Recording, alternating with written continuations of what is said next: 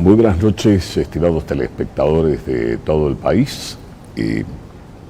Estamos generando esta señal desde los estudios de Gigavisión, Red Nacional, en Santa Cruz de la Sierra, Bolivia, para nuestros telespectadores que nos siguen fuera del país. Y vamos a subrayar que este espacio se difunde a través del satélite a todos los rincones de la geografía nacional, a través de nuestras estaciones en los diferentes departamentos del país, pero además al mundo a través de las redes sociales. Hoy es un espacio especial porque vamos a conversar con un expresidente y por supuesto estamos hablando de candidato. Les presento al ingeniero Jorge Quiroga Ramírez, a quienes sus amigos y todos le conocen como Tuto Quiroga. ¿Cómo está, ingeniero? Bien, buenas Jorge, noches. Gracias, buenas noches. Un placer tenerlo aquí y gracias por aceptar nuestra invitación. Agradecido soy yo, Jorge. Gracias a ti. Decía que este diálogo de esta noche va a ser un poquito diferente porque estamos hablando ya de un expresidente. Gracias. Los otros candidatos han participado mucho en política, pero no llegaron a la presidencia. En cambio, Tuto Quiroga sí fue presidente constitucional de este país por sucesión presidencial y todos está registrado, y hoy aspira a llegar nuevamente a la presidencia. Hay muchas puertas por las que podemos ingresar a este diálogo. Como decía alguien, no importa por dónde ingreses, pero ingresa. Entonces, quisiera yo empezar preguntándole, usted fue presidente y por tanto, ¿qué errores que cometió, porque nada es perfecto, todo perfectible, ¿no? ¿Qué errores que quizás cometió cuando era presidente, mucho más joven, no cometería ahora? ¿O ha tenido mucho tiempo para mirarlo desde una perspectiva mucho más juiciosa, digamos? Jorge, gracias. Un gusto estar en este espacio. A ver, si ha pasado el tiempo, creo que eso indica un par de cosas. Una, yo entiendo que muchos conciben el buscar la presidencia hasta como un ejercicio de frivolidad, de vanidad, de decir pasar a la historia, quedar colgado en la Casa de la Libertad en Sucre con un retrato presidencial. Eso yo, gracias al pueblo boliviano, lo tuve. Entonces, foto presidencial ya la tengo más joven y no necesito cambiarla, ya estamos más desaliñados. De ese tiempo que aprendí, quizás 2 o 3 cosas que son claves para adelante.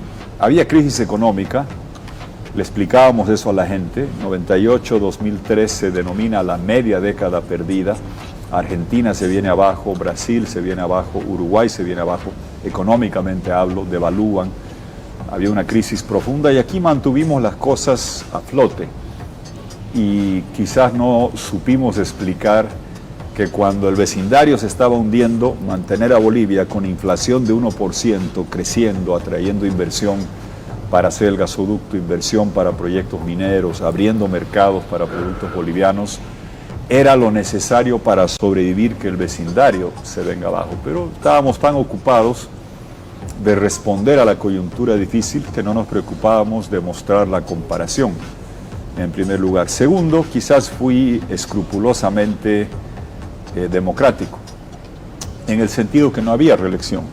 Y por tanto, al presidente no poder postular, yo me abstuve de la campaña del 2002, consciente que Sánchez de Lozada, que gana la presidencia, tenía un rechazo muy grande y que si él llegaba a la presidencia, se preguntarán la gente joven cómo era posible eso, pues antes la segunda vuelta, recuerdas, no era por voto popular. Entonces una persona con 70% de rechazo podía sacar 20 y pico % y en el Congreso negociar apoyos más allá de ese rechazo popular. Claro, la segunda vuelta era en el Congreso, recuerdas, sí, antes de cambiar la Constitución. Y eso permitía que alguien con un enorme rechazo pueda ser presidente. Yo no me involucré, no tomé partido, no dije nada, aunque estaba consciente que Sánchez de Lozada, por el peso del MNR, la historia, sus recursos económicos, podía llegar a través de una segunda vuelta en el Congreso, y claramente no iba a ser un escenario promisorio. Y llegó. Y viendo en retrospectiva, podía haber hecho algo para cambiar el rumbo de la historia, quizás, pero en su momento me ceñía a las reglas que si no tenías reelección no te metas en campaña, y tenía suficiente trabajo para hacer. Y yo conocí y traté al extinto Hugo Chávez de Venezuela. El petróleo estaba bajo, sus ambiciones de injerencia estaban acotadas, solo quería competir con Bolívar, solo se metía en Colombia, en Perú, en Ecuador, en Bolivia. Y mucha gente lo veía como Cantinflas. Yo sabía que era un proyecto muy peligroso.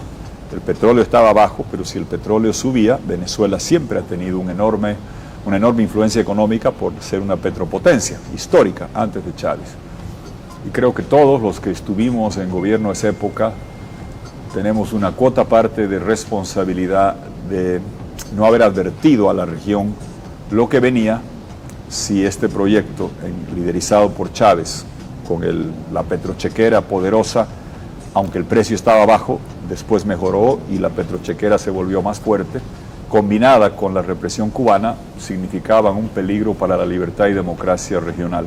Se subestimó la envergadura perniciosa de ese proyecto, y todos, cuando hablo con la gente de esa época, creo que subestimamos el alcance, profundidad y devastación que podía generar ese proyecto, como lo vimos en los años sucesivos, 2005, 2010, 2015, y hasta el día de hoy. Tristemente en Venezuela sigue ese proyecto encumbrado en el poder. Hablamos de la circunstancia actual. Por un lado, las organizaciones sociales que dicen apoyar al movimiento al socialismo, y por otro lado, lo que llamaríamos como la institucionalidad en el país, que pide un cambio de modelo.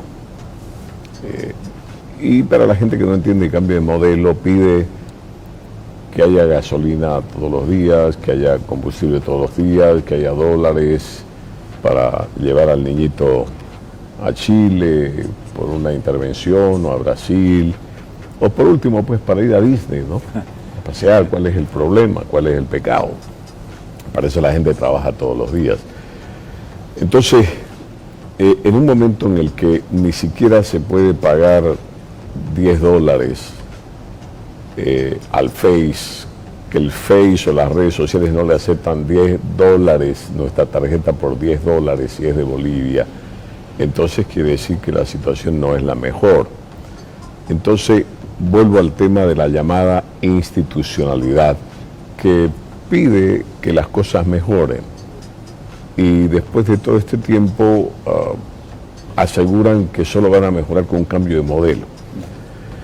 Y entonces allí viene el tema de cómo cambiar el modelo. Ahora ya tenemos en carrera a Tuto Quiroga, Samuel Doria Medina, Manfred Reyes Villa, Jaime Dun, y podemos citar muchos otros más, Rodrigo Paz Pereira, el hijo del presidente Jaime Paz.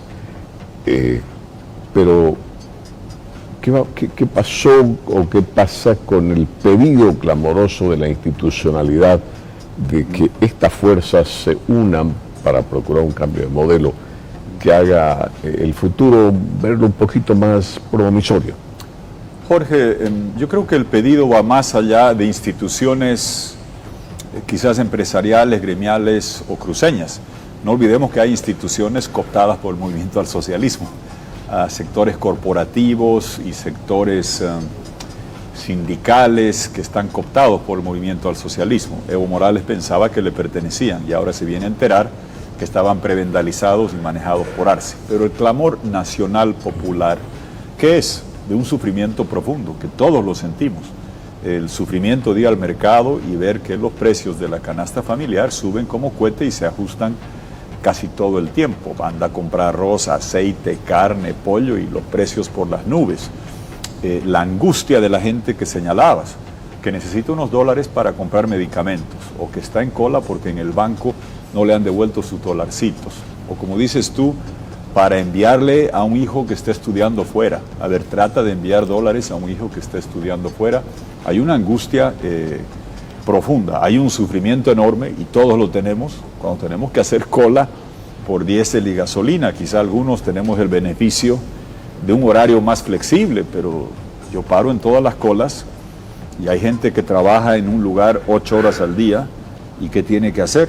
Me decía aquí Margarita en una cola aquí en Santa Cruz por la Santos Dumont, que se despierta a 4 de la mañana, tiene que llamar a la mamá que venga a cuidar a los 2 hijos pequeños para irse a hacer cola, rogando a Dios que se la den antes de las 8 de la mañana, donde tiene que volver, agradecerle a la madre e irse corriendo a la oficina. Ese es el sufrimiento colectivo que estamos sufriendo por una crisis que ha tocado fondo económicamente hablando y que nos parte el alma. Es un clamor nacional cambiar de rumbo.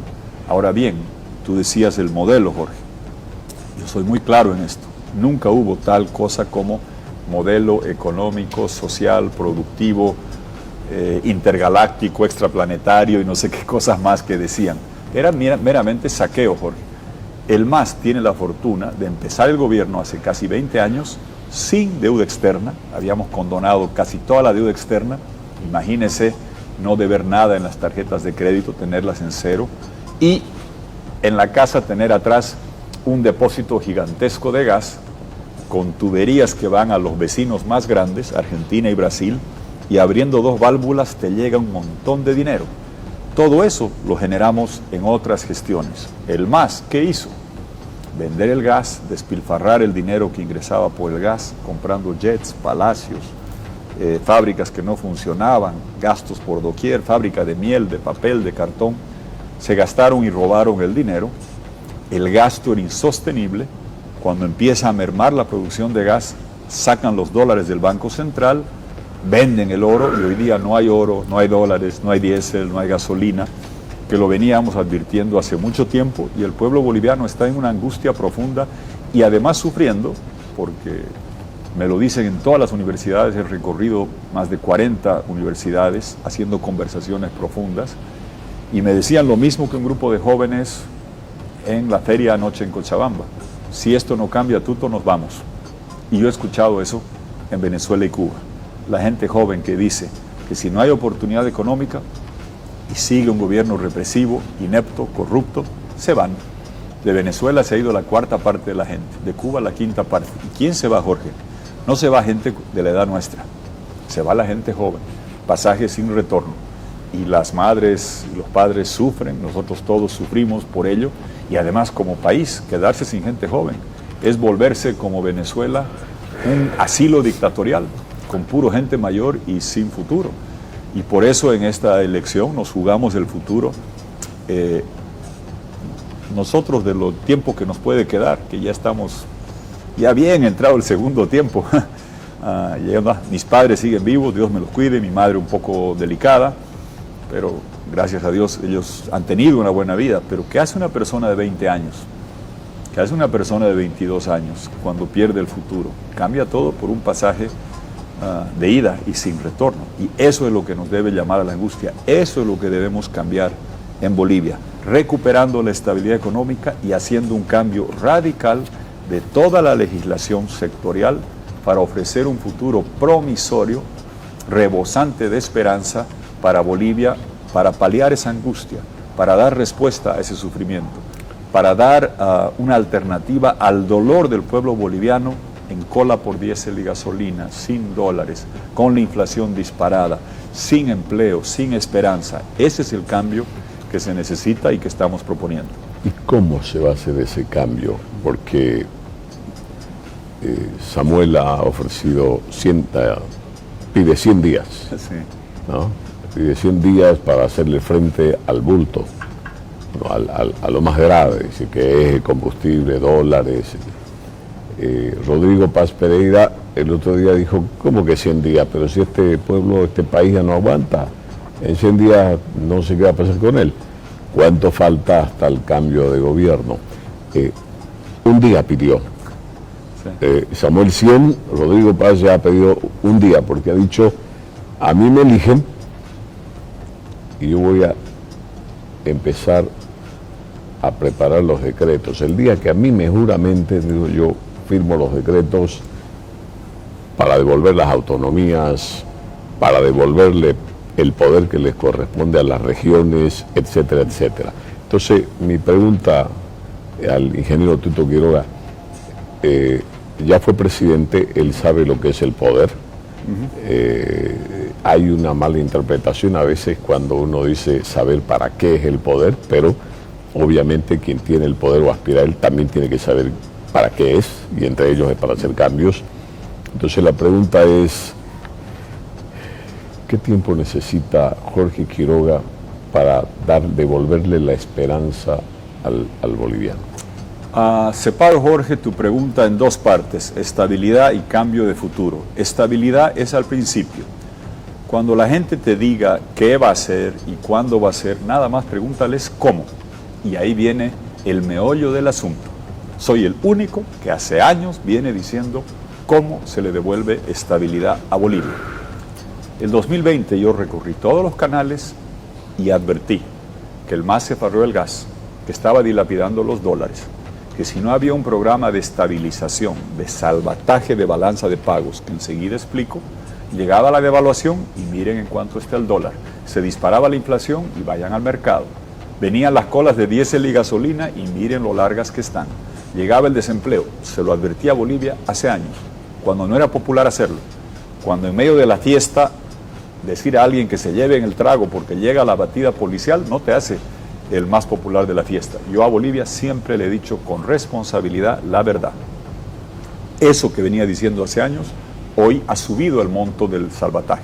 Se requiere 12.000 millones de dólares de un programa de salvataje internacional, de tasas bajas, de plazos largos, para balanza de pagos, no para una carretera, no para un hospital desviando recursos, no, para devolverle dólares y normalidad al flujo económico y programar los pagos de la deuda cara y corrupta para emprendimientos, fábricas que no han servido de nada. Ese programa, el que te diga que Papá Noel va a traer los dólares, te está mintiendo. El que te diga que en 50 días, que en 100 días, sin decirte cómo, te está contando cuentos. Yo a Bolivia le digo la verdad. Es este acuerdo internacional que requiere un programa con el Fondo Monetario Internacional y he hecho varios en mi carrera. Y le decía eso a la gente y algunos me decían, no, mira Bukele, mira Milei. ¿Qué hizo Bukele en Salvador en febrero? Un programa de 3.500 millones de dólares con Fondo Monetario cofinanciado por otros organismos. ¿Qué acaba de hacer Milei? 42.000 millones de dólares de suplemento a algo que había hecho. Esa es la verdad. Con el Fondo Monetario haces un programa, como hemos hecho en el pasado, que tienes que negociar desde la transición para arrancar el gobierno con ese programa aprobado por el Congreso y tienes un programa del Fondo Monetario de 3.500 a 4.000 millones de dólares. Banco Mundial, BID, CAF, FLAR, Fonplata, a plazos mucho más largos, te cofinancian una vez y media eso. Son 6.000 y pico millones de dólares, emisión de bonos de carbono, reprogramar los pagos de la deuda cara y corrupta. Es un programa que te devuelve el oxígeno de los dólares verdes. Al principio, Bolivia no aguanta 2, 3, 4 semanas con colas de diésel y gasolina y sin normalizar el flujo de dólares. La única manera, cómo hacer esto, es la que le vengo diciendo a Bolivia. Y pregúntate, si otros tienen miedo de decirte esto, si otros tienen miedo de decir, no voy a ir al Banco Mundial, ni al BID, ni al Fondo Monetario, van a tener más miedo de gobernar. Yo te estoy diciendo la verdad y así recuperas estabilidad hasta Navidad. Se acaban las colas de diésel y gasolina, se aplaca la inflación, devuelves los dólares a la gente que está en el corralito de la banca para que vuelvan a confiar. Jorge, si tú tuvieras aquí debajo de la almohada $200 en billetes, lo último que harías tú o cualquier persona que nos está viendo es ser tan ingenuo de depositar en el banco, porque de ahí entran y no salen más hasta que no devuelvas todos los ahorros en el sistema y recuperes la confianza en todos los agentes económicos al principio. A propósito del... hay que contraer crédito, se necesita ayuda crediticia, que hay que pagar. La pregunta es, nadie presta plata así nomás, o sea, che, necesito, préstame. Los organismos internacionales también ponen sus condiciones. Este enfermito está en condiciones de soportar una cirugía mayor. Este enfermito requiere desesperadamente lo que estoy hablando, que es el balón de oxígeno o la transfusión sanguínea. Sin eso se muere. Partamos. ¿Qué pasa si, pero para eso necesita ¿cuánto? ¿2/3 en el Congreso Nacional? No, tener mayoría. Y lo hemos hecho. Mira, Jorge, la ventaja es que otros te van a hablar. Yo he hecho esto. Nosotros hemos sido el primer país en hacer programas con el Fondo Monetario, Banco Mundial y BID, que han sido ejemplos en el mundo. Hemos recibido toda la condonación de la deuda. ¿Y cuál fue la condición?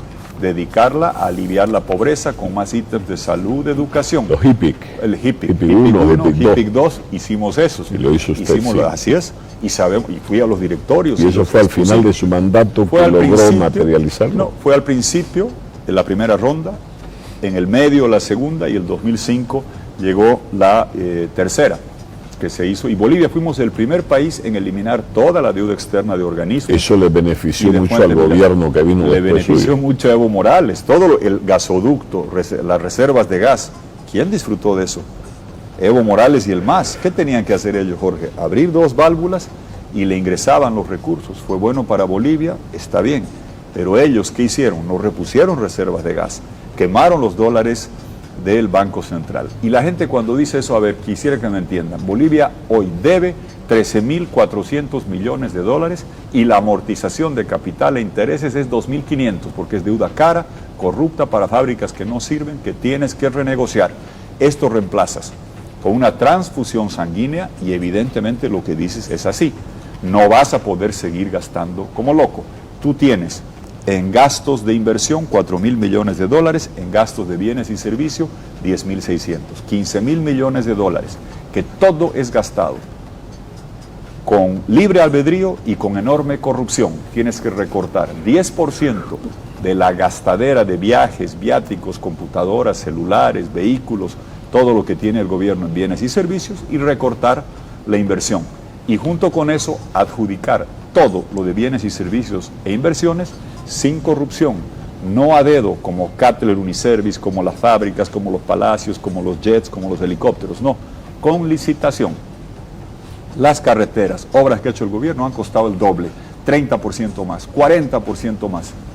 Ahorremos 15% de lo que erogas en bienes y servicios e inversión, séte más austero, ahorras 25% de ello y reduces el déficit fiscal de 10% del PIB, casi 5.000 millones de dólares, a 3% del PIB. ¿Qué debes hacer ahí? Tener inversión pública del orden del 6 al 7% del PIB. ¿Qué quiere decir eso? Que lo que estás gastando de más es con préstamos, no sacando del Banco Central para hacer inflación, con préstamos concesionales para hacer obras sin corrupción, por licitación, para hacer infraestructura y generar crecimiento. Esa es una forma sana de llevar esto adelante. Yo escucho, Jorge, a mucha gente sin conocimiento decir, voy a despedir a la mitad de los empleados. Ahí llegamos a la segunda parte. Hoy día, no sé si la gente sabe, de los 440.000 ítems sector público, 3/4 partes son salud, educación, militares y policías. ¿A quién van a despedir? ¿Qué tienes que hacer allí? La autonomía total.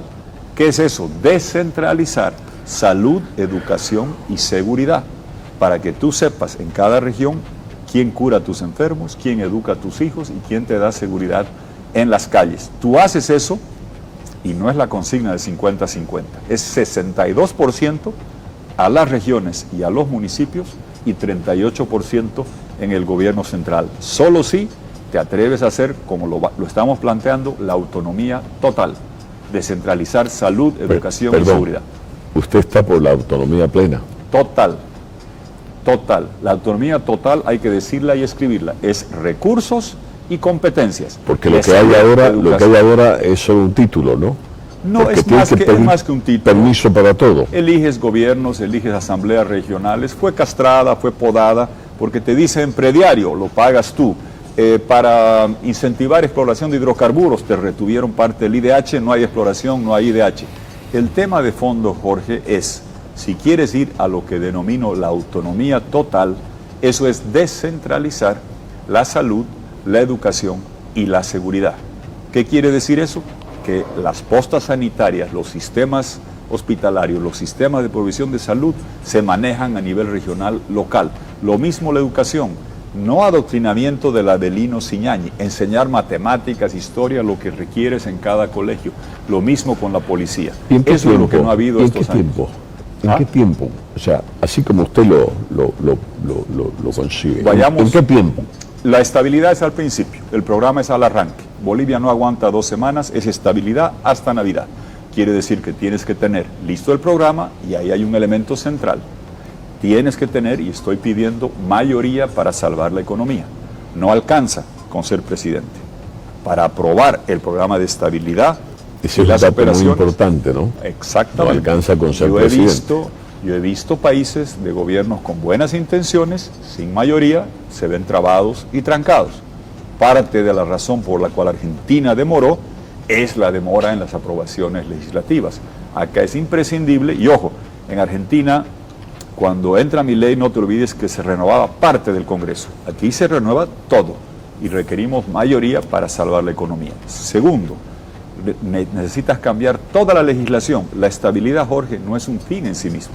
Es una condición necesaria para restablecer el flujo normal de dólares, de combustible y hacer que del 8 de noviembre hasta Navidad, los que vengan al Parlamento conmigo van a llegar con colchoneta y almohada a vivir en el Congreso para cambiar la ley de hidrocarburos, la de minería, la de agropecuaria, los sistemas impositivos, la de litio, zonas francas, tratados bilaterales de inversiones, mecanismos de arbitraje para generar el shock de inversión privada, inversión extranjera, que genere 750,000 empleos en 5 años, privados, sostenibles, para poner a Bolivia en el mapa de inversiones. Eso se hace al principio.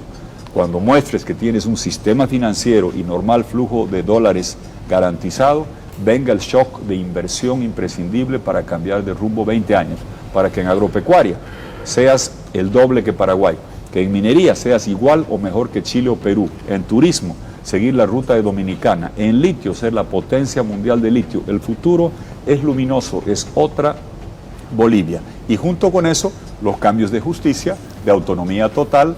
La autonomía total que me preguntabas cuándo es, no, hay que entender que en mayo del 2026 llegarán nuevas autoridades regionales y locales.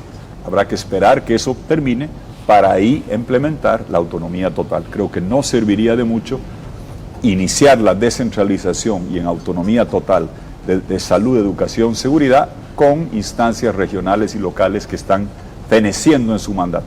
¿Usted no le tiene miedo a devolverle a las regiones el poder que les corresponde para administrar sus intereses? Le tengo pánico a que sigan en el gobierno central y se sigan robando todo, que no va a quedar nada. A eso quiero llegar. Usted habló de la necesidad de créditos que son millonarios. Se necesita mucha plata para salir de este estado. ¿Y cómo piensa encarar usted el monstruo de la corrupción? Porque hablaba usted de que no es para carreteras, no es para este tipo de obras, pero de la experiencia que usted conoce, de la plata, el dinero, los créditos y lo que se genera se va perdiendo en el camino, porque se queda un poquito aquí, otro poquito allá, otro poquito más allá, los intermediarios, etcétera, etcétera, y al final con lo que podíamos hacer 2 carreteras terminamos haciendo una y mala. Así es, y llena de huecos. Jorge, importantísimo lo que señalabas, quizás un punto de perspectiva. La gente dice, caramba, 12,000 millones de dólares, parece una gran cantidad de recursos. Créditos del Banco Mundial, del BID, son de 27 años, 22 años, CAF, Largo Plata, 18 años, 14 años, son de largo plazo, tienen periodos de gracia, te dan la inyección para salvar la economía. Y por si acaso, este gobierno ya debe, con deuda cara, corrupta de corto plazo, 13.500, 13.400 millones de dólares. ¿Y sabes cuánto se están sacando este año del Banco Central? 5.000 millones de dólares. Ni cuenta que nos dimos. Vean el presupuesto. 5.000 millones de dólares, que es casi la mitad de lo que te estoy diciendo cada año. ¿Y de dónde sale? De la maquinita del Banco Central. ¿Y qué te genera? Que la carne cueste más, que el pollo cueste más, que el aceite cueste más. En inflación, la gente está pagando eso. Este programa es para ordenar la economía. Ahora lo que dices tú sobre corrupción. 1. Garantizar que las instituciones que administran los recursos sean manejadas con gente competente por mérito, por capacidad. La ventaja que tengo es que reformamos la dirección de aduana, la de caminos, la de impuestos. La gente recuerda quién era Bakovich y el directorio imparcial, que hacían todo independiente, que hacían todo por licitación, nada a dedo, nada sin licitación. Ese es el tema de fondo, Jorge. Él más ha adjudicado todo a sus amigotes a dedo. La planta separadora de gas y líquidos, Cutler Uniservice, la planta de Bulo Bulo, el Palacio, el helicóptero, todo ha sido hecha a dedo, llena de corrupción que es lacerante. Tienes que tener instituciones independientes y adjudicar en base a licitaciones públicas, y si no robas y no malgastas, y dije, aquí mis zapatitos, miren, estos guatos yo me los amarro en la mañana. Yo no necesito empleados públicos que vengan a aplaudir como focas ni a amarrarme los guatos. No, los empleados públicos van a trabajar con honestidad, por carrera, por mérito, los mejores, para demostrar que si no robas y no malgastas, la plata alcanza para progresar y cambiar Bolivia. Quiero detenerme de nuevo en este tema del manejo del dinero, que es la parte más sensible en la administración, porque el Estado es un administrador y el presidente es el responsable de una buena o mala administración.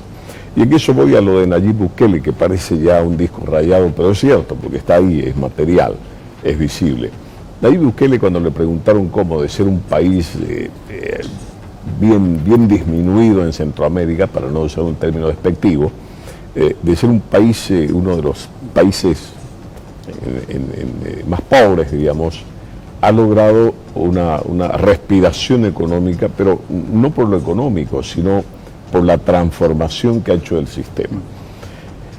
Y cuando le preguntaron a Bukele de cómo, de dónde, porque los créditos han venido después y ya son parte de la complementación de su mandato, él dijo, cuando uno no se roba la plata, alcanza.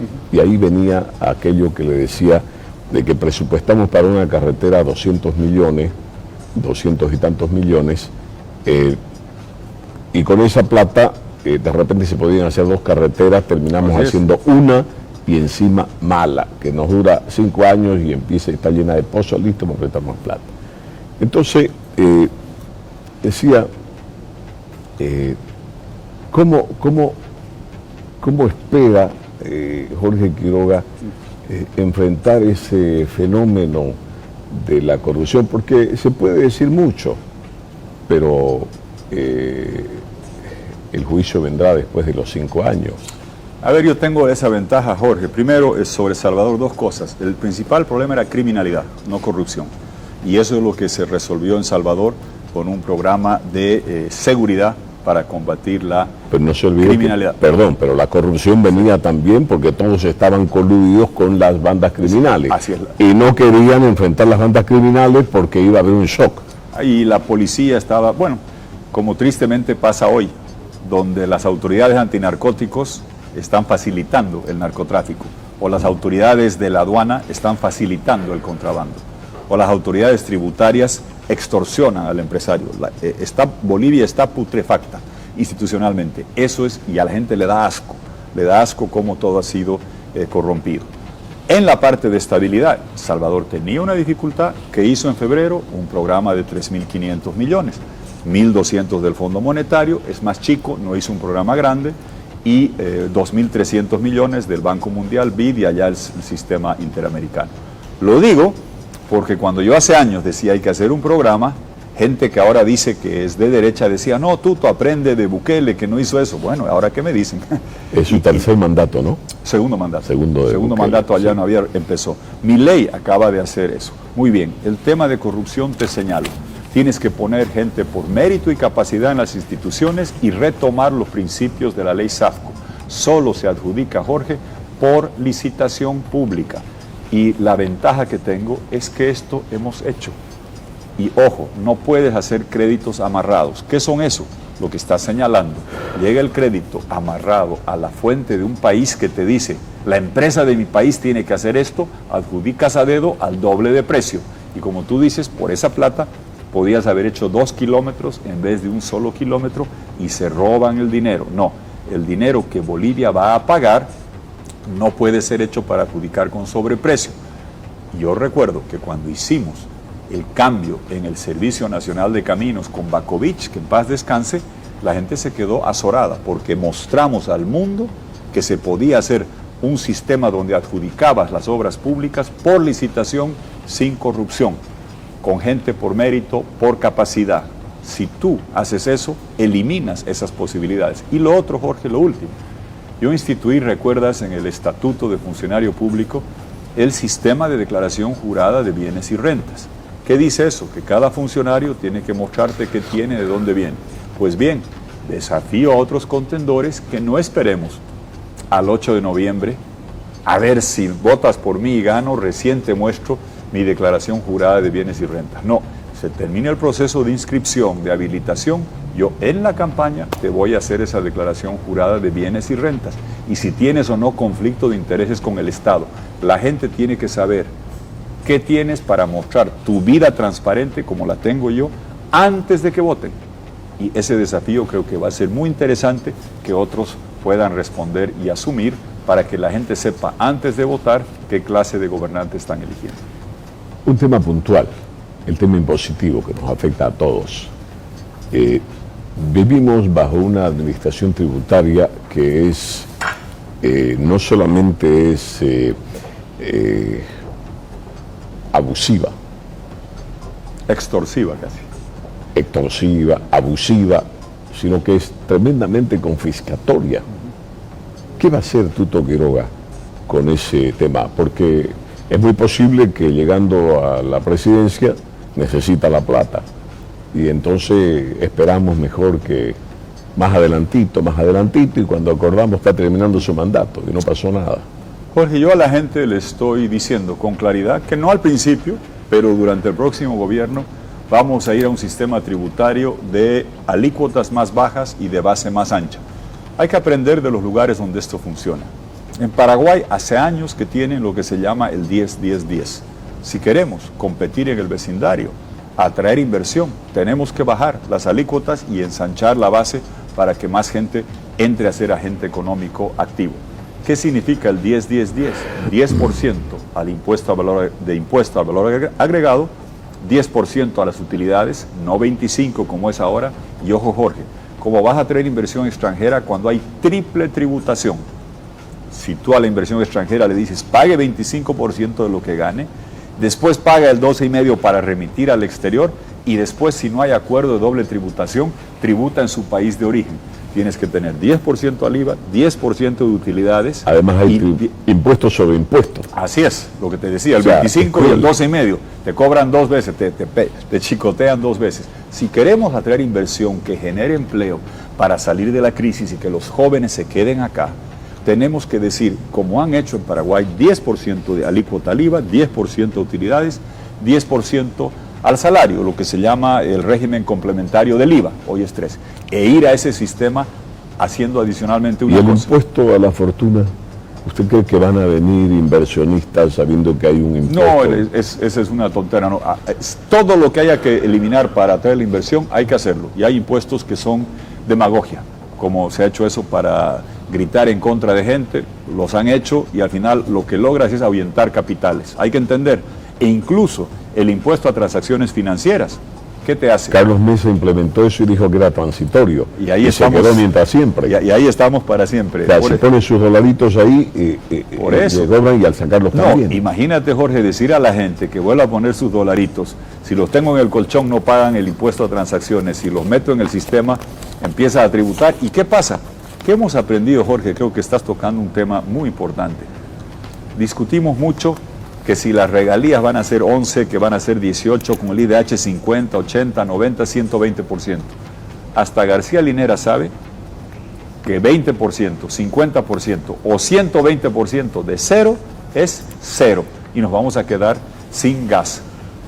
Y todos sabemos que el cobrar impuestos a las transacciones financieras en un país sin dólares, no estás percibiendo nada. Y a largo plazo, tener alícuotas más bajas durante el próximo gobierno para fomentar la inversión que te permita generar empleo es lo que cambia la vida. Y lo último, Jorge, lo que te decía de caminos aplica impuestos. Yo puse un directorio independiente, Segada se llamaba el director, con profesionales de primer nivel, y ya no había pactos espurios. Se trabajaba no para extorsionar, para recaudar, para tener los recursos que el país necesita. Bajas las alícuotas, haces un mecanismo de propiedad popular donde los recursos naturales entren a un fondo de inversiones y el título de propiedad popular va a decir Jorge Arias, va a decir tu nombre, tu edad, registro ocular, vas a ser propietario de lo que tenga Bolivia, vas a ser agente económico activo, vas a tener $1.500 a tu nombre y vas a tributar sobre esa base y te va a generar dividendos. Vamos a cambiar la mentalidad para dejar atrás un Estado centralista, elefantiásico, oprobioso, para un Estado que descentralice salud, educación, seguridad, no haga empresas, baje impuestos y de proletarios, tener un país de propietarios. Todos y cada uno de los que me miran vamos a ser propietarios de lo que Bolivia tiene. Sí, ¿por qué les gusta tanto a los gobernantes administrar todo ellos, hasta el portero? El caso, por ejemplo, de la administradora boliviana de carreteras. Tienen a su cargo el cobro del peaje, tienen a su cargo el mantenimiento, tienen a su cargo la construcción de nuevas carreteras y generalmente para eso es con crédito.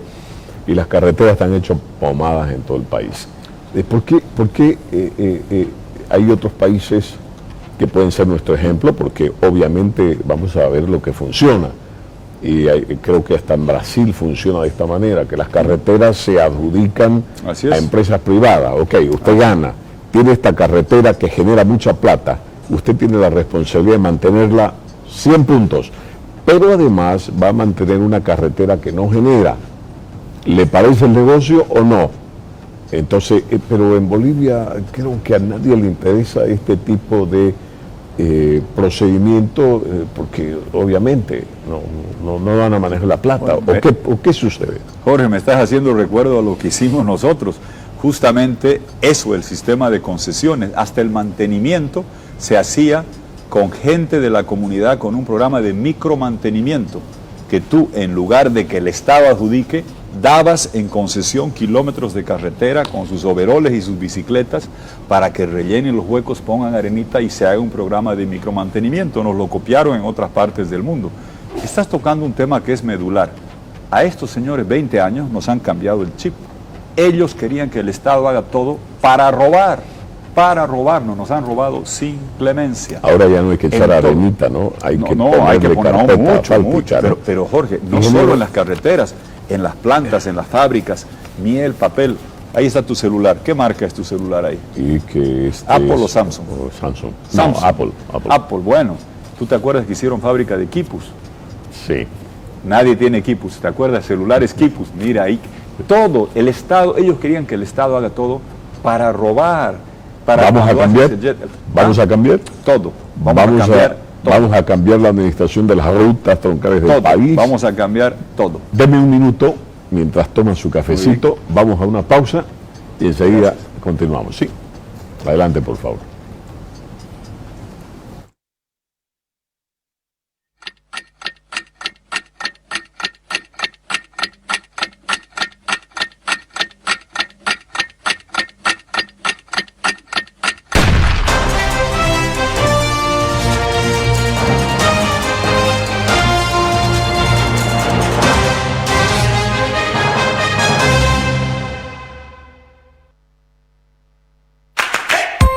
Braseiro, el rodicio.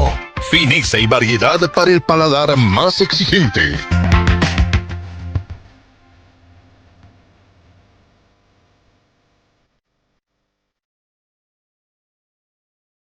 Visítanos en el segundo anillo de la avenida Santa Cruz, número 1261. Reservas y ahora con pedidos para delivery al 354-4010. 354-4000. Braseiro, el rodicio. Gigavisión, red nacional, con calidad tecnológica digital, conectado a nivel nacional y para el mundo. Empresa regulada y fiscalizada por la ATT.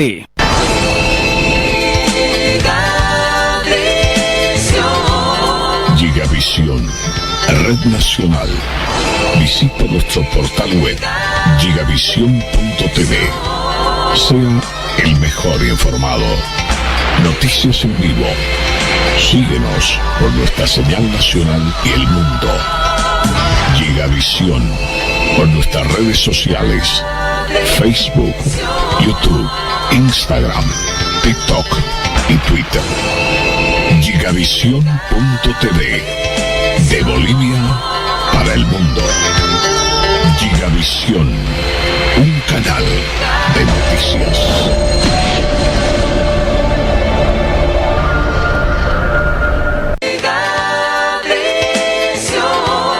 Gigavisión, red nacional. Búscanos en Facebook como Red Gigavisión o Red Gigavisión Noticias. Dale like, comenta, comparte. Para seguir informándote sobre lo que sucede en Bolivia y el mundo. Gigavisión, red nacional.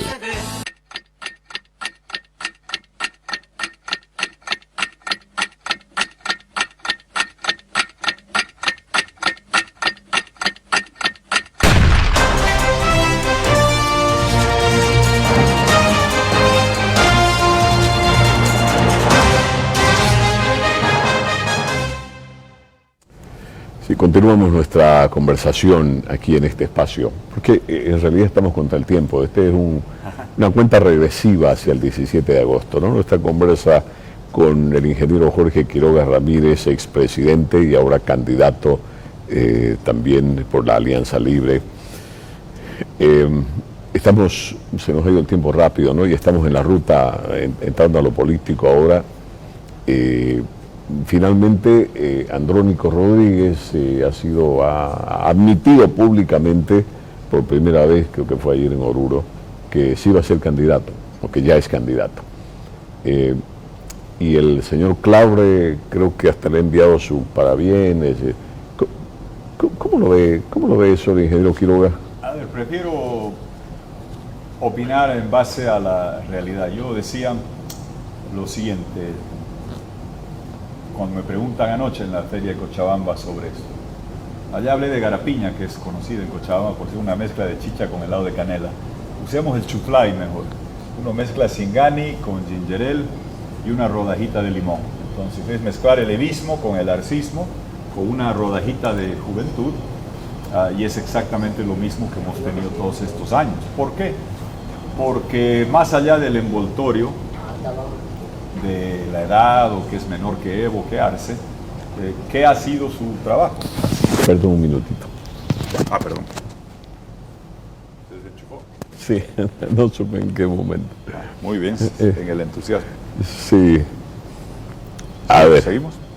Sí. Muy bien. Él señalaba que es como, ¿no?, el singani. Se nos había caído el micrófono. Sí, se nos había caído el micrófono. Aquí lo hemos... No fue conspiración externa, creo que fue el almohadón. Pero estamos bien. A ver, decía, mezclar singani con ginger ale, una rodajita de limón. Pues mezclar evismo con arcismo y una rodajita de juventud es lo mismo. ¿Por qué? Porque Andrónico trabaja con Evo Morales hace 12, 13 años. ¿Dónde? En la Federación de Cocaleros, que protegen la coca, no la milenaria tradicional de la Cullico de Yungas, la del Chapare, que según Naciones Unidas se destina al narcotráfico y nos trae Marcet, PCC y Vermelo y muchos elementos criminales. Y él ha estado al lado de Evo Morales, recordemos, cuando él busca el tercer mandato en contra de la Constitución, cuando él viola el 21F argumentando que la reelección indefinida era derecho humano. Cuando Evo Morales hace un fraude el 2019, cuando Evo Morales manda a generar violencia, ¿quién operaba, quién estaba a su lado buena parte de ese tiempo? Andrónico Rodríguez, todo el tiempo al lado de Evo Morales. El año pasado, revisen las imágenes, marchaban y bloqueaban, ya contra Arce esta vez, para sacar a Arce y Choquehuanca del gobierno y buscar encumbrar a Andrónico. Ha sido el lugarteniente del Chapare de Evo Morales ya prácticamente 12 años. Y ha sido el lugarteniente legislativo de Arce Catacora 5 años como presidente del Senado. Todos los presupuestos, con el déficit fiscal gigantesco, con la gastadera de plata, faltando exploración, vendiendo el oro, designando ministerio público, saqueando los derechos especiales de giro, todo, incluyendo lo de este año, ha entrado en vigencia con la actitud de apoyo directa de Andrónico Rodríguez, activa o tácita, dejando pasar los presupuestos. Entonces pueden decir que el envoltorio es diferente, que es joven. 12 años con Evo Morales en el Chapare y 5 años desde la presidencia del Senado con Arce, muestra que es más de lo mismo. A propósito de ser más de lo mismo, como dice usted, el hecho de que Andrónico hubiese admitido ya públicamente que va a ser, que es candidato y que podría ser, según lo ha dicho él mismo, el candidato de la unidad, y que podría unir las alas evista y arcista y unificar un poco hasta donde se pueda colar con pegamento, digamos, el instrumento, llamado instrumento político. ¿No significa eso una luz para quienes demandan el cambio de modelo en el país? No significa, no podría ser, no le dice nada eso respecto a la posibilidad de que ir tan distribuidos quienes proponen el cambio se puedan enfrentar de pronto a una derrota del mismo modelo? No lo creo y no sé si al final ellos van a ir, digo, ellos los que han estado gobernando en 2 bloques, 3 bloques o 4 bloques, es su problema. La gente sabe que el sufrimiento en las calles hoy, cuando ves los precios dispararse, es culpa de ellos, de la pandilla conjunta. La falta de dólares es culpa de ellos. ¿Cómo va a venir la solución de cambio total de rumbo de manos de una de las vertientes de este proyecto? Del evismo, Andrónico ha estado 12 años junto a Evo. Del arcismo, Andrónico ha estado 5 años junto a Arce. De Choquehuanca, él ha estado los 20 años o con Evo o con Arce. Los ministros son todos lo mismo. Ellos son los que han dejado a la economía postrada en estado de coma. Mal pueden, vengan ellos en 2 paquetes, 3 paquetes, 4 paquetes, pretender de que son la solución. Sería como el pirómano o el club de pirómanos disfrazarse de bomberos. La gente sabe que estos señores han estado juntos 20 años, destrozando al país. Si vienen en un solo paquete, tendrán que hacerse corresponsables de los 20 años de desastre, porque Jorge, pasa algo interesante. A pesar de mis esfuerzos, Evo Morales se desmarca y él dice que Arce es el que manejó mal las cosas. Pues yo hago la libreta y les digo, se han farreado estos 20 años, olvidémonos de soya, de manufacturas, de minería, solo de gas del Banco Central, de la gestora y de la deuda externa, 123,000 millones de dólares. Piensen en esa escalofriante cifra. Me estás mirando, 11,000 dólares de tu bolsillo. Niño, niña que está al lado tuya, 11,000 dólares. Anciano al lado tuyo, le sacaron más de 11,000 dólares y se los farrearon. ¿Quiénes? Evo de presidente, con Andrónico de lugarteniente, con Choquehuanca de canciller, con Arce de ministro. ¿Quién puso después a Arce y a Choquehuanca? Evo Morales y Andrónico los pusieron juntos en Buenos Aires y han cogobernado y destrozado a Bolivia todo este tiempo. Nada más, cuando veas esos 123,000 millones y pienses en 11,000 dólares, Evo presidente con Arce de ministro, 70% de la responsabilidad. El resto, tilín con todos los que han estado ahora y son lo mismo. Evo Morales ha buscado diferenciarse Si se juntan y se unen, mejor, Pregunto. para que sepas que todos ellos son responsables de la crisis en que nos han dejado. Pregunto, ¿es aeropuerto internacional el que se construyó en San Ignacio de Velasco, frontera con Brasil? ¿Perdón? Es un aeropuerto internacional el que se construyó en San Ignacio de Velasco, ¿no? En la frontera con Mire, Brasil. a ver, han hecho muchos que yo no me dejo llevar por el rótulo. El de Chimoré se supone que es aeropuerto internacional y sabemos que es para otros fines.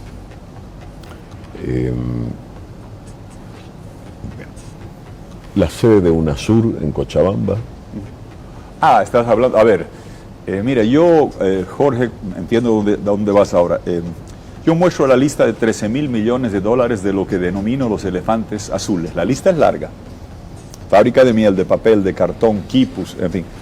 Aeropuertos, estadio, aeropuertos, todos se llaman Hugo Chávez, Che Guevara, Fidel Castro, no tienen pasajeros, no tienen aviones. Algunos son internacionales. Estadios, vacíos, sin jugadores y que no tienen nada. Lo que mencionabas, yo estaba en San Benito y he visto esa sede de Parlasur. No hay riego, no hay camino empedrado. La tuna, el durazno salen por camino de tierra. Y allá atrás, 65 millones de dólares. La sede de UNASUR en San Benito. El Museo de Orinoca, otra millonada también. Si vas por Cochabamba, yo grabé el otro día la sede de los Juegos de Odesur. Son 14 bloques, son 33 millones de dólares, 672 unidades de vivienda para deportistas que no tienen derecho propietario ni agua.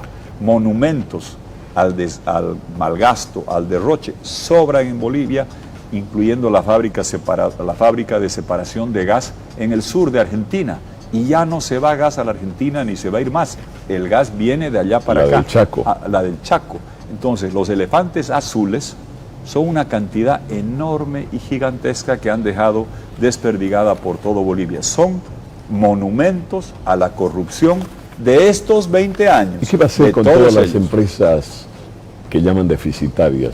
¿Qué va a hacer con eso, Tuto Las Quiroga, empresas presidente? deficitarias que no sirven se cierran, se privatizan o se concesionan, pero también hay que tener idea cabal de lo que significan, porque el gasto en buena parte ya ha sido hecho.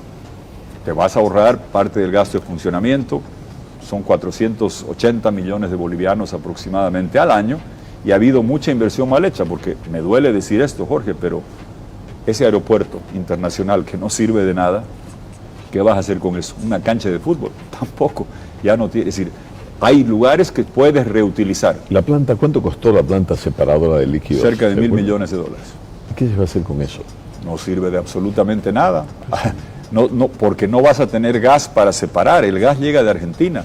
¿Y qué vamos a hacer? Lo triste es que mucho de lo que han malgastado, estadio en un pueblo lejano, ¿qué vas a hacer? ¿Qué utilidad le vas a dar? Ya gastaron y robaron. A mí que me duele, Jorge, yo estuve el otro día en Puerto Suárez, abracé ese tubo del gasoducto que construimos el año 99, se inauguró. Y yo recuerdo que lo abrazaba el 99 porque escuchaba el gas boliviano salir al Brasil. Y ahora el gas viene de Argentina y nos pagan peaje. Y ya no somos productor de carne, somos mesero y nos pagan la propina. Si no hacemos un cambio dramático, apaga 7 de cada 10 focos. ¿Hay posibilidades? ¿Hay posibilidades de hacer ese cambio dramático? Claro que sí. Al principio, hidrocarburos, minería, agropecuaria, litio los cambias. ¿Qué sectores van a reaccionar más rápido? Agropecuaria y minería. A mediano plazo, hidrocarburos, también litio, pero tienes que cambiar todo. Hidrocarburos es emergencia. ¿Por qué? Porque si no cambias ahora, vas a tener que apagar. Ya perdimos el mercado de Argentina, perderíamos el mercado de Brasil y tendríamos que apagar los focos. El micro, el taxi que funciona a GNB, parquéalo y ándate a pie o en bicicleta. Si tú cocinas a gas, aprende a cocinar a leña otra vez. La situación es dramática si no hacemos un shock de transformación rápida de hidrocarburos. Brevemente, ¿qué tiene Tuto Quiroga alguna visión clara sobre polos de desarrollo, sobre fuentes generadoras de energía, de recursos más que energía, como el proyecto que tenía en su momento don Evo Morales, el hub de Aeropuerto Viru Viru, el Puerto Bush, que todos lo pregonaron, nadie lo hizo, el Mutún, que todavía creo que está haciendo pinino, y obviamente el litio del Salar de Uyuni. Sí, de ¿Qué es la todos, perspectiva? Jorge, de todos ellos, claramente hay que trabajarlos. Lo triste es que en 20 años se farrearon 120.000 millones de dólares y podías haber llenado Bolivia de carreteras, de hubs, de aeropuertos, de puertos, y no lo hicieron. Algo que es muy importante. El gran desarrollo de las potencias asiáticas, sea China, o sea Vietnam, o sea Tailandia, o sea Malasia, se ha basado en buena parte en lo que estás diciendo, zonas francas, industriales y comerciales. El sur de China, donde hacen tu iPhone, donde hacen este reloj, donde hacen las tabletas, se hizo en base a un régimen de zonas francas. Yo quiero llenar Bolivia de zonas francas, incluyendo en Pando, para conectar Brasil con el puerto de Chancay, incluyendo a la cordillera andina, para llenarla de fábricas de baterías de litio con regímenes impositivos especiales, incluyendo en el Alto y en Oruro zonas tecnológicas digitales para nubes de datos y centros de inteligencia artificial, para que Bolivia entre rápidamente al mundo donde por tu celular puedas hacer todo lo que el gobierno necesita hacer. Ese cambio tenemos que hacer. El régimen que está señalando, o las facilidades de hacer zonas francas, es lo que ha transformado muchas economías poderosas del Asia, que ha ayudado a muchas zonas de México, de Brasil, y que vamos a implementar en Bolivia. Hablemos de justicia, breve. Dijo Samuel Doria Medina que le va a poner un bombazo al Tribunal Constitucional apenas entre, y creo que también al Ministerio de... Él lo aclaró, que no dijo literalmente, no es un extremista, ¿no? Él dijo que hablaba en términos figurados, pero que lo va a hacer desaparecer el Tribunal Constitucional por la herramienta en la que se ha convertido en un peligro, una amenaza más bien para el sistema democrático. Yo no pongo dinamita a nada, yo cambio todas las instituciones para darles la gente profesional por mérito y capacidad. El problema no es el rótulo de una institución, el control de constitucionalidad, Jorge, lo hacía antes el Tribunal Supremo de Justicia. El 98 posesionamos y creamos el Tribunal Constitucional. Yo sé que es hace mucho tiempo. La idea era buena, pero creo que no resultó. La idea, Jorge, Yacimientos hizo los contratos con Brasil y la Argentina, funcionaba muy bien. El Tribunal Constitucional funcionaba bien. La Defensoría del Pueblo, hoy día no sé de qué sirve. Ana María Campero sí servía. Las instituciones dependen de las personas que pongas por mérito y por capacidad. Las personas hacen a las instituciones. No hay institución que por definición sea mala o buena. Defensoría del Pueblo, yo firmé el título, Ana María Campero. En ese caso, funcionaba muy bien. Esa lógica no, bueno, es correcto, sí, pero bajo esa lógica no haría falta cambiar el modelo, simplemente cambiar el administrador. No, a ver, el modelo económico pues yo recuerdo la experiencia de la Corte Electoral, que siempre digo, cuando estuvo Huáscar Cajías y una pleyada de hombres, de intelectuales, entre los que estaba Jorge Lazarte, y así que es. Fueron una Espinosa, Guzmán de Rojas. O sea, Guzmán de Rojas y Espinosa, sí. Así es. Y que fue un órgano electoral como el que no hemos tenido más en los últimos 40 años, creo, 30 años. Jorge, para ser claro, no hay tal modelo económico, fue saqueo, hay que cambiar todo en economía. En la parte institucional, lo que depende es de las personas. Mira tú el grado de confianza que genera Óscar Hasenteufel en el Tribunal Electoral. Es la única persona que nos puede convocar a todos. Y del presidente al vicepresidente hasta presidente de Cámara, vamos allá. Tú señalabas nombres... Hasenteufel es un hombre que irradia, ¿no? Irradia confianza, como los nombres que tú decías. ¿Cómo? Yo les pregunto o les pido a los abogados mayores que les digan a los abogados jóvenes quiénes eran. Dermisaki, De la Rocha, Valdivieso, Íñiguez, Wilman Durán. Los mejores juristas de Bolivia, Tribunal Constitucional, el gobierno perdía recursos. ¿Quién era Ana María Campero? Defensora del pueblo. Pero además gente con principios, ¿no? Porque gente no solo era conocimiento. Ética por mérito, exactamente, gente íntegra por mérito. Teníamos una Bolivia que tenía esa clase de gente en las instituciones del Estado. El Banco Central, que hoy día es el cajero del gobierno, conmigo ¿quién era? Juan Antonio Morales. Yo no lo puse. Era independiente, no me prestaba plata, cuidaba que tengamos dólares y el país con baja inflación y con estabilidad. Si hemos logrado poner a la mejor gente en diferentes instituciones, claro que se puede volver a hacer. Una institución no es buena o mala por el rótulo, es por la clase de gente que pones en la institución. Ejemplo, este Banco Central de hoy, no le vas a poner dinamita, no, necesitas Banco Central. ¿Qué requieres? Independencia, capacidad, autonomía en el manejo, como tenías antes de que el MAS y Arce con Evo lo vuelvan la caja chica para financiar su gastadera y disparar la inflación que te come los bolsillos cuando angustiado vas al mercado a querer comprar algo. Una pregunta que, por lo reiterado, la tengo que hacer. Tuto Quiroga dijo que ayudó a escapar a Evo Morales el 2019. Hay mucha gente que encuentra en esa intervención de Tuto Quiroga lo dan por bien hecho, pero otros lo cuestionan. ¿Cómo lo explicaría a Tuto Quiroga? Muy sencillo, diciendo la verdad. No lo ayudé a escapar. Ayudé a sacarlo de la presidencia y no va a volver nunca más. ¿Por qué? Yo respeto la institución del asilo. Yo pido que se respete el asilo y le den salvoconducto a mis amigos venezolanos en la Embajada Argentina en Caracas. Lo pedía para mis amigos de Nicaragua, lo pedía para Chonta Pinto. Alguien pide asilo, le dan salvoconducto, yo respeto. Para mis amigos lo exijo y para mis adversarios lo respeto. Bien, Evo Morales renuncia.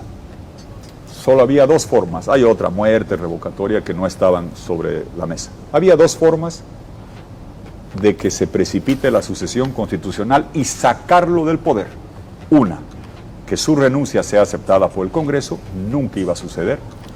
En Venezuela no hicieron eso el 2002, Chávez volvió al tercer día y se quedó en el poder. Evo Morales, atrincherado en el poder, atrincherado en el Chapare, no iba a renunciar, su renuncia, no iba a ser aceptada por el Congreso y se iba a quedar en el poder como pasó con Chávez. La única otra manera era dejación del cargo. Al pedir asilo y al irse, yo respeto mis principios, respeto el asilo y lo sacamos de la presidencia y nunca más va a volver. El que no quería que se vaya, quería que se quede y que siga siendo presidente porque él tenía un certificado del órgano electoral que había hecho el fraude que él había ganado en primera vuelta. Así sucedió en Venezuela. Chávez volvió al tercer día y nunca más se fue. Aquí lo sacamos de la presidencia. El que quería que se quede en Bolivia, muéstreme los 2/3, muéstreme la votación en el Congreso para sacarlo. El que dice que lo iban a meter preso, muéstreme si la Anchipa o Alave lo iban a hacer jamás. Lo sacamos de la presidencia y si pude contribuir, con gusto, y les garantizo que nunca más va a volver a ser presidente. Aquellos que cuestionan de que se fue, si querían que se quede en el Chapare, querían que se quede de presidente y hoy seguiría de presidente. Si no me quieren, pregúntense de mi camisa, díganme otras cosas, pero no sean tan evistas de exigir que este señor se hubiera quedado en el poder. Yo estoy tranquilo de que salió y no vuelve más. Vuelve la DEA norteamericana al país, la necesitamos para combatir. Viene primero, Jorge, la federal brasileña, porque como tú sabes, aquí está PCC y Vermelo. La primera agencia de seguridad y cooperación con oficinas en Bolivia, la federal brasileña. La segunda, la argentina, porque allá hay muchos vuelos blancos que van de cocaína. Las terceras, la de los países vecinos, de Chile, de Perú, también de Colombia. Y cuarto, quinto, las europeas y la de Estados Unidos también, incluyendo la DEA. Los que no quieren que vengan son narcos. Aquí va a venir todas las instituciones de seguridad que nos cooperen. ¿Por qué? Porque el narcotráfico transnacional es un crimen organizado de alcance hemisférico y global. Y para luchar contra este crimen organizado, contra PCC y Vermelo, federal brasileña. Contra los vuelos blancos que van a Argentina y generan criminalidad en Rosario, la federal de Argentina, de los países vecinos, de Europa, de Estados Unidos.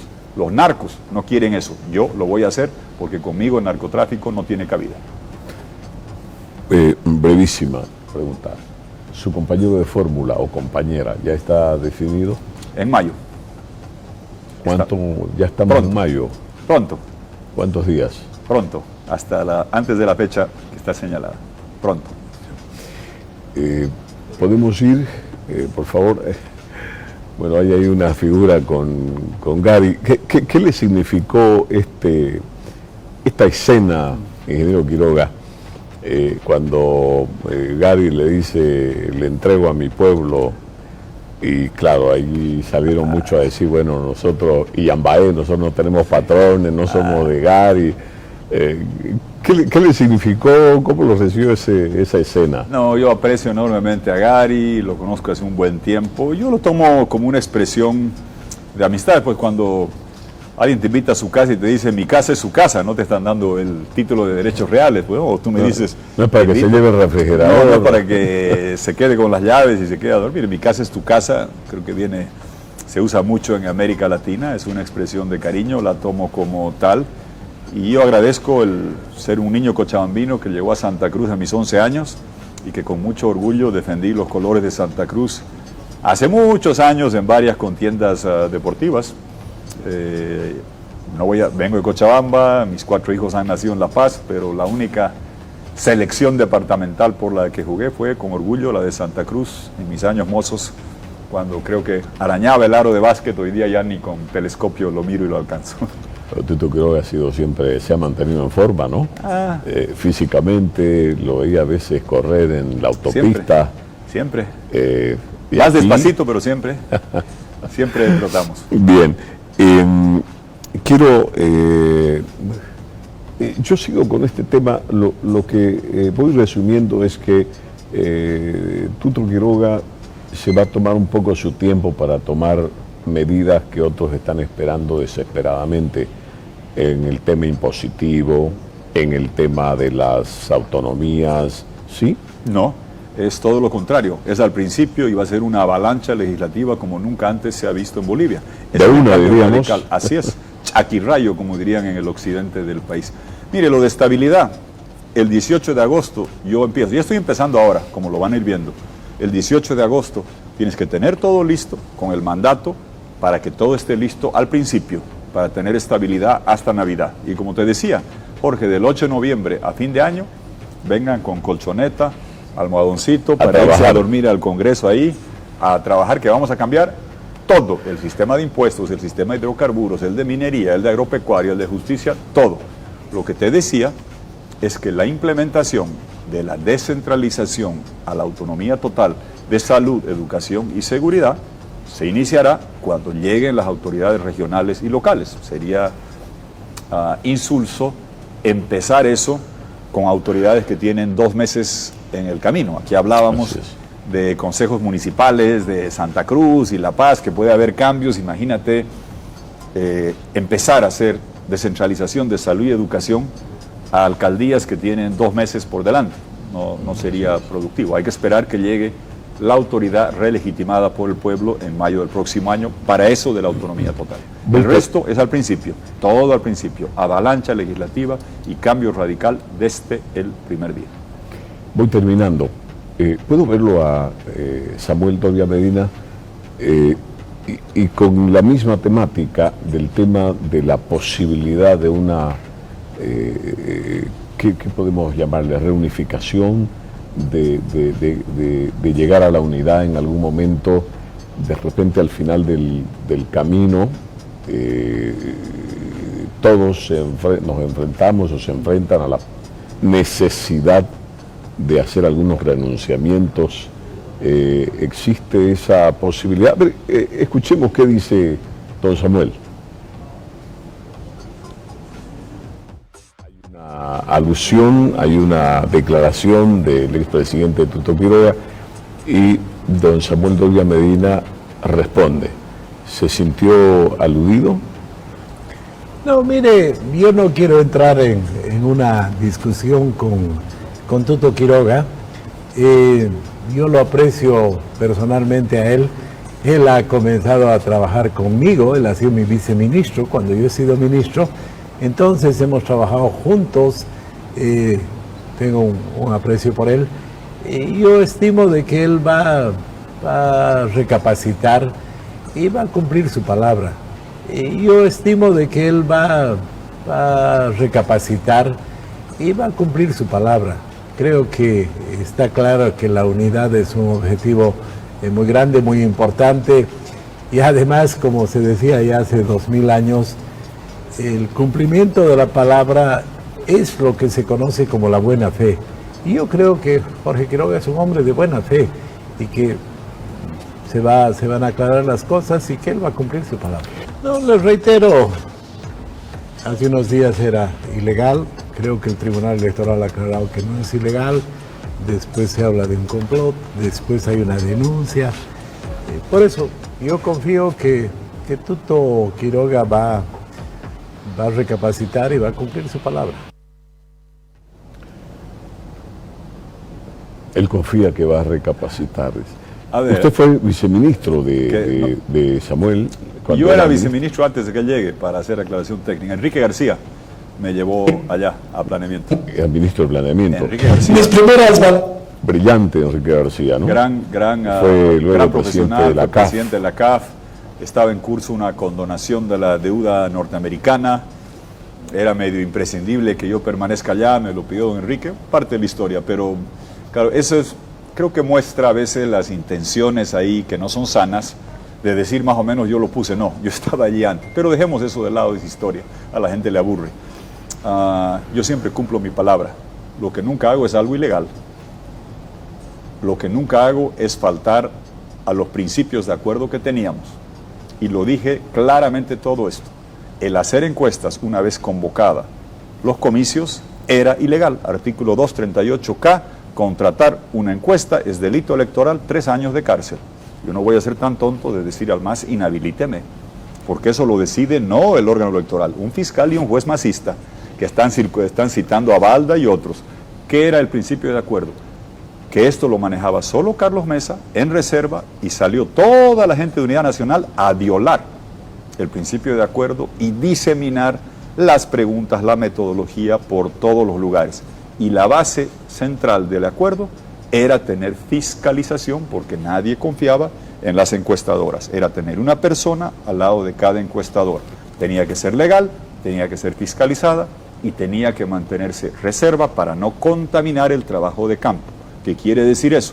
Si yo te digo que en tu barrio van a venir el sábado en la tarde hacer una encuesta de 4 a 6 de la tarde, a ver de quién es de Blooming y quién es de Oriente, van a aparecer las barras bravas, pues, para buscar distorsionar.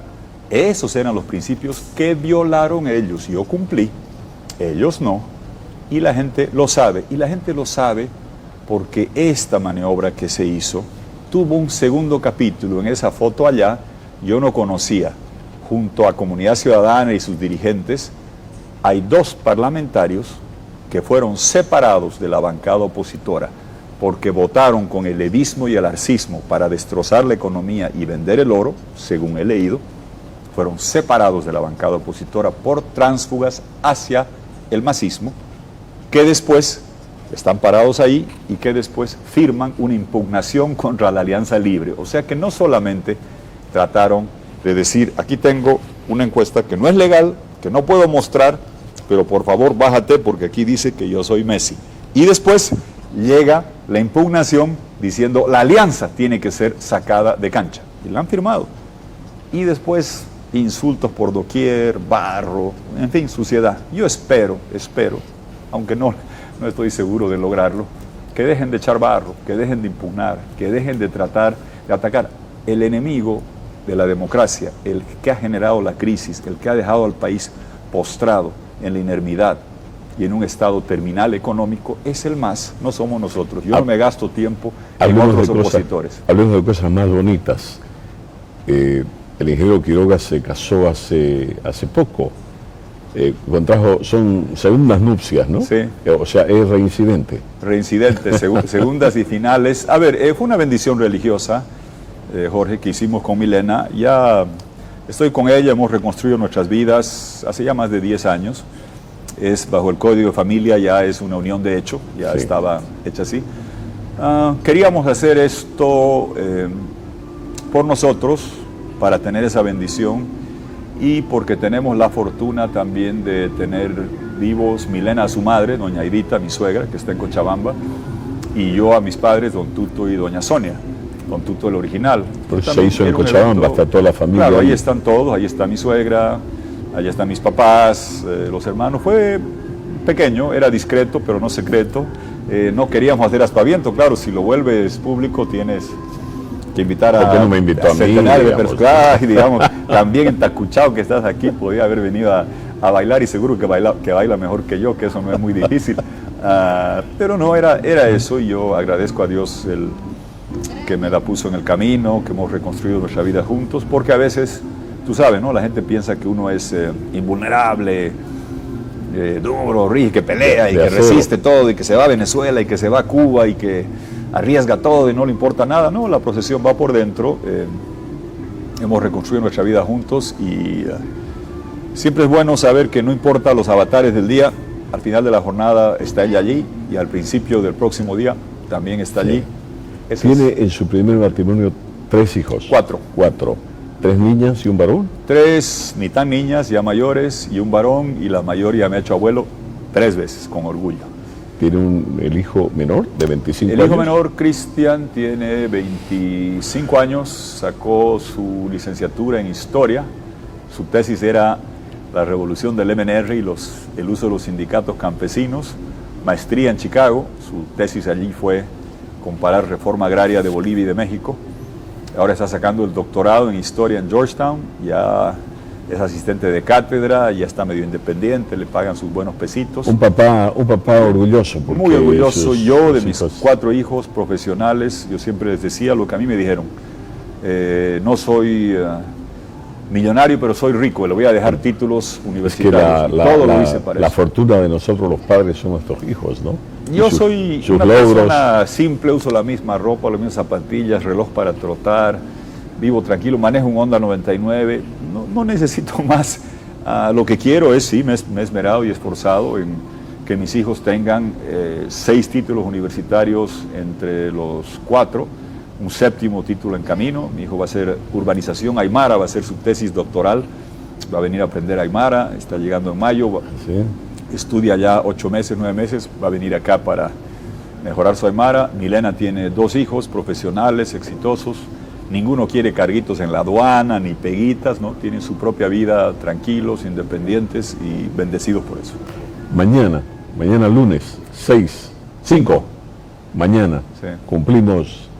Estamos de cumpleaños, el ingeniero Quiroga cumple 65 mañana, años, sí. así que vamos a tener que traer la torta ahora mismo, adelantado, ¿no? Bien. 65 años. Así es. Del año 60 somos. ¿Y cómo se siente? Bien, ¿Se lo ve bien. espléndido? Tengo esta adicción al trote, que siempre trotar en la altura me dice, te mantiene bien, y mi mamá Sonia fue así, ¿no? Los cachetitos que te dicen Kiko, ya me río, los ojos grandes, de esa cara medio de muchacho, está bien. En la promo siempre parecía, cuando nos reuníamos a la promo, parecía menor que otros, y eso a los 30 años era un perjuicio, pues que te pidan tu documento de identidad para entrar a un boliche cuando ya tenías 30, te sentías mal, pero ahora está bien. Sirve, y trotar donde estoy te mantiene bien, tranquilo, y es una adicción mental, y siempre hay que mover el esqueleto, lo recomiendo para todos. Felicidades. Gracias. Ingeniero, Gracias, Jorge. felicidades, de veras, Gracias. felicidades. Lo conocimos a Tuto Quiroga cuando era vicepresidente, bueno, antes, cuando era, no recuerdo conocerlo de viceministro, pero No de creo. ministro sí, De porque ministro, fue sí. ministro de Finanzas, ¿no? Sí, con Y jovencito, ¿cuántos años tenía? 31 años y parecía 20, Era 20 creo. un bebé, era, ¿no? Era Sí, como un veo bebé. las fotos ahora y medio que asusta. Y Y agradezco a el que firma el decreto más allá del ADN del MIR, fue don Jaime Paz, que yo siempre le agradezco y reconozco, porque aquel que se cree iluminado, no. Y yo espero hacer por jóvenes de Bolivia hoy lo que algún día Bolivia hizo por mí, don Enrique García, don Hugo Banzer.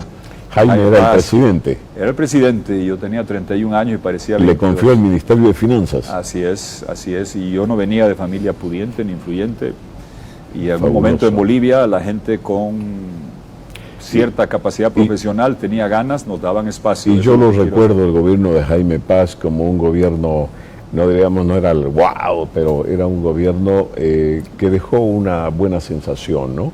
Llamó a los políticos de oposición, él fue el que conformó la nueva Corte Así es. Electoral, hizo las transformaciones Así en la es. justicia también, y ahora recuerdo, usted era de su gabinete. Sí, se hizo el descubrimiento de campos de gas como San Alberto, y el 92, que algún día le haremos un monumento, don Herbert Müller firmó el contrato más importante de la historia de Bolivia, el contrato de Con venta de gas Brasil. al Brasil.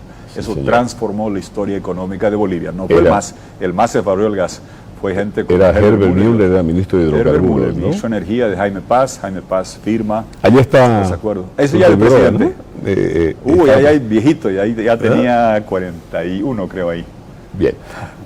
Quiero terminar con estas imágenes. Quiero que vaya, le voy a ir presentando unas imágenes y usted me dice cuál es su primera impresión. Bien. ¿Sí? Por favor, adelante, control central. Ahí está. Presidente del Senado, lugarteniente de Evo en el Chapare, segundo de Arce en el Senado. Tilín. ¿Qué le dice esa imagen?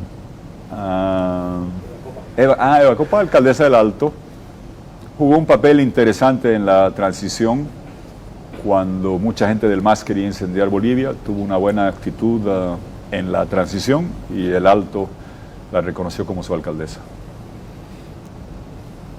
¿Qué le dice esta imagen? La figura más destructiva y nociva de la historia contemporánea de Bolivia, desde que retornó la democracia de lejos. Don Evo Morales, el alcalde de Santa Cruz, ahí está, aunque Gary Áñez dice que sacó más votos y mucha gente piensa que es así.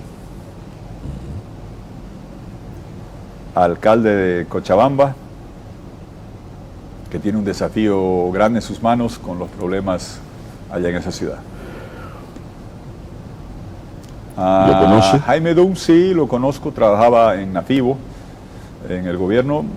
A él lo conozco algo, conocía bastante también a su padre, que era un excelente hombre en hidrocarburos, Chacho Dunn. Recuerdo que hizo todo lo que hablábamos del gas, hubo mucha gente que jugó un papel, incluyendo don Chacho Dunn. El doctor Chi. Sí, se puede decir. Un hombre de convicciones, comprometido, sabemos que viene de afuera, pero yo respeto y valoro gente que no viene de acá y que tiene compromiso con el país, o sea, Luis Espinal, Eduardo Pérez Iribarne, Javier Ascargorta, creo que hay que valorar eso, y sin varios de estos como Cristaldo y Truco, de repente ni al Mundial de Fútbol llegábamos, creo que hay que valorar eso. Rodrigo Paz, buen amigo, lo aprecio y lo estimo, y sobre todo tengo un respeto y casi veneración por don Jaime Paz, por la contribución que hizo a que tengamos un país con democracia. Él lleva la lucha por la democracia, el papá de Rodrigo, don Jaime, en el rostro, y como te decía, me abrió a mí las puertas al servicio público de alto nivel, y que eso es algo que recuerdo y agradezco siempre. Samuel Doria Medina, empresario, espero que más temprano o más tarde, algún día podamos entendernos en base a respetar la ley y cumplir los compromisos sin violarlos. Carlos Mesa, Gisbert, historiador, periodista, hombre que respeto profundamente. Podemos tener visiones diferentes sobre qué se hizo o no se hizo en el gobierno, pero su trayectoria como periodista, historiador y su familia están en el panteón de la gente que más ha aportado a la cultura y el acervo histórico de Bolivia. Baldor, ese genio matemático. Gobernador electo de Santa Cruz, hombre muy valiente, secuestrado del lugar en el que fue elegido por Santa Cruz para desempeñar el cargo, volverá a estar libre pronto. Empresario muy exitoso, muy bien conectado en el mundo, puede ayudar mucho a un futuro nuevo gobierno de Bolivia.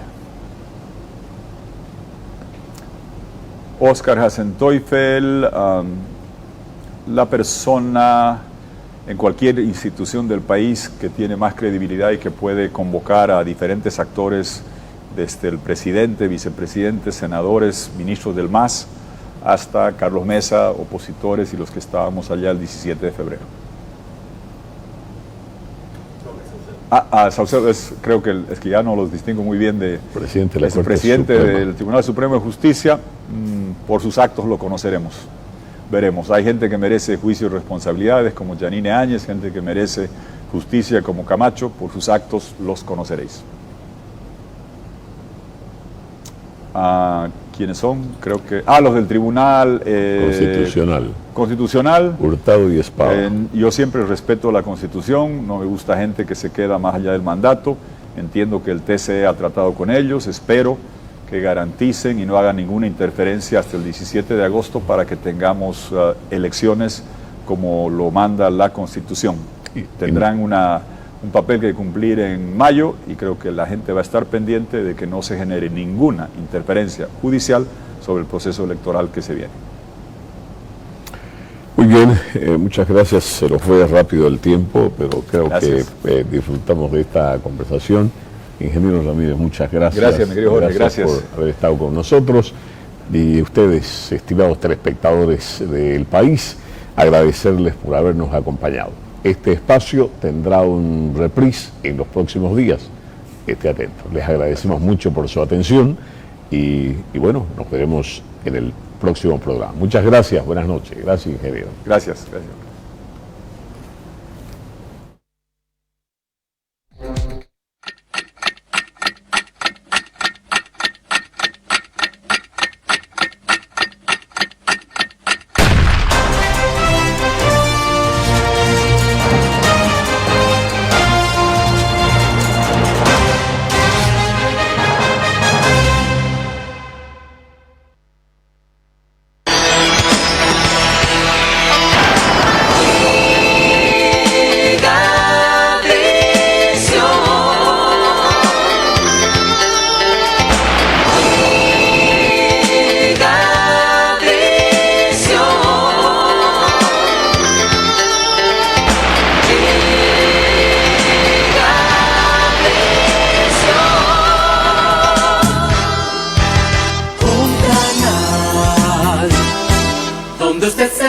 Gigavisión, Red Nacional.